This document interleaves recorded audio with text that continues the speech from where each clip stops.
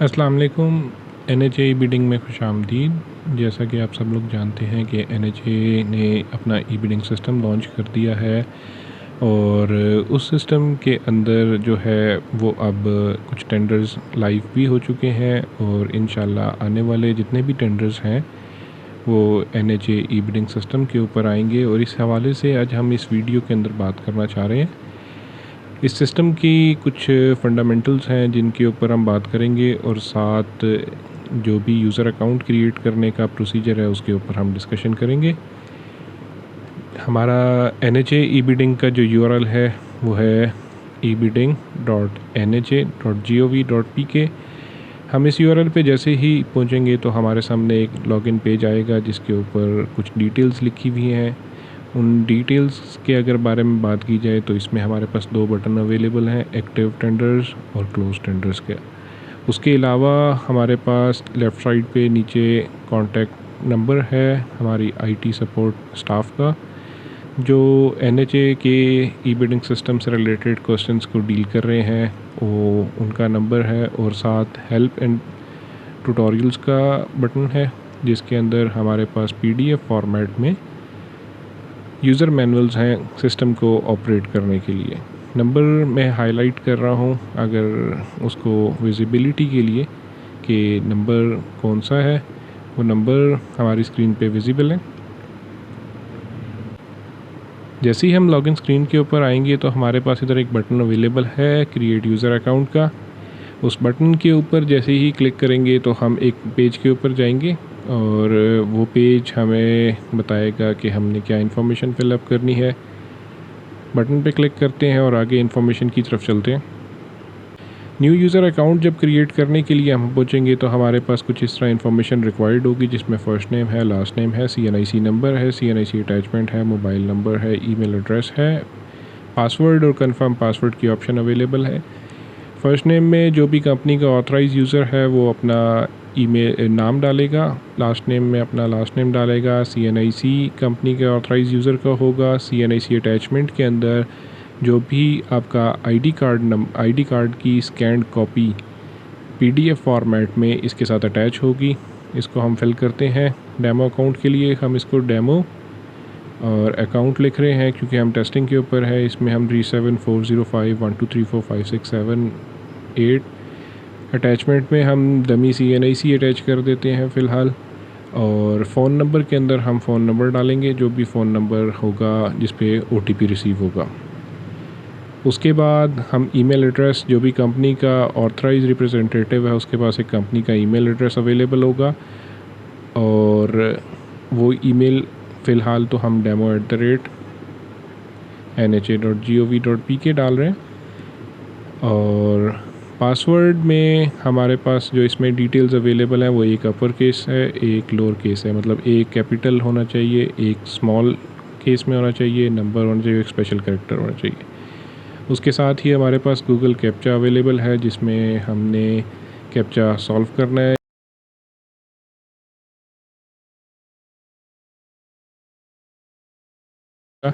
और उसके बाद क्रिएट यूज़र अकाउंट के बटन के ऊपर हम क्लिक कर देंगे। जब वंस हमारा यूज़र अकाउंट क्रिएट हो जाएगा तो उसके ऊपर हमारे जो ईमेल एड्रेस जो भी हमने ईमेल एड्रेस ऐड किया था उस ईमेल एड्रेस के ऊपर हम जाके एक लिंक वेरिफिकेशन लिंक हमें मिलेगा। उस लिंक पे क्लिक करेंगे तो हमारे पास सिस्टम जो है वो मोबाइल फ़ोन वेरिफिकेशन की स्क्रीन के ऊपर प्रॉम्प्ट कर देगा। अब जैसे ही हम इस पे स्क्रीन पे आते हैं तो उसके बाद हमारे पास OTP आ जाता है। और OTP जैसे कि आप मेरी स्क्रीन की राइट साइड पे देख रहे हैं कि NHA की तरफ से एक OTP रिसीव हुआ है जो मैंने सिस्टम में इनपुट किया है। वेरीफाई क्लिक किया, उसने मेरा नंबर वेरीफाई किया है और उसके बाद मुझे लॉगिन पेज पे रिडायरेक्ट कर दिया। यहाँ पे जो हमने अभी यूज़र अकाउंट क्रिएट किया है उसकी डिटेल्स ऐड करेंगे, ईमेल एड्रेस और पासवर्ड। और लॉगिन के बटन पे क्लिक करने के बाद हमें सिस्टम एक पेज पे रिडायरेक्ट करेगा जहाँ पे हम कंपनी की प्रोफाइल ऐड करेंगे। कंपनी की प्रोफाइल ऐड करने के लिए जाएंगे तो उसमें हमारे पास इंफॉर्मेशन अब जो रिक्वायर्ड है उसमें हमारे पास 4 कैटेगरीज़ अवेलेबल हैं। जो कैटेगरीज़ रिक्वायर्ड होती हैं जिस तरह कंस्ट्रक्टर है, कंसल्टेंट है, ऑपरेटर है या सप्लायर है। मैं बताता चलूँ यहाँ पे कि कंस्ट्रक्टर, कंसल्टेंट और ऑपरेटर के केस के अंदर हमें PEC सर्टिफिकेट रिक्वायर्ड होगा और कैटेगरी जिस तरह C1, C2, C3 होती है इस तरह होगा। और सप्लायर के केस के अंदर PEC सर्टिफिकेट रिक्वायर्ड नहीं है। अभी क्योंकि हम एक डेमो अकाउंट क्रिएट कर रहे हैं तो मैंने यहाँ पे कंस्ट्रक्टर सेलेक्ट किया है, C1 कैटेगरी का 1 2 3 4 5 6 मैंने उसमें ऐड कर दी है। PEC की एक अटैचमेंट भी PDF फॉर्मेट में लगा दी है। ईमेल एड्रेस, कंपनी का जो भी ईमेल एड्रेस है, कंपनी का नाम उसमें ऐड करना है। फ़ोन नंबर जो भी होगा वो फ़ोन नंबर हम उसमें ऐड करेंगे।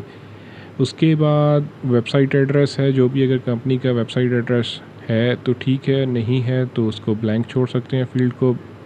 इस वक्त मैं उसको nha.gov.pk ऐड कर रहा हूँ। एड्रेस के अंदर मैं इसका जो भी एड्रेस है मैंने डेमो एड्रेस डाल दिया है। कंट्री सेलेक्ट करूँगा मैं पाकिस्तान।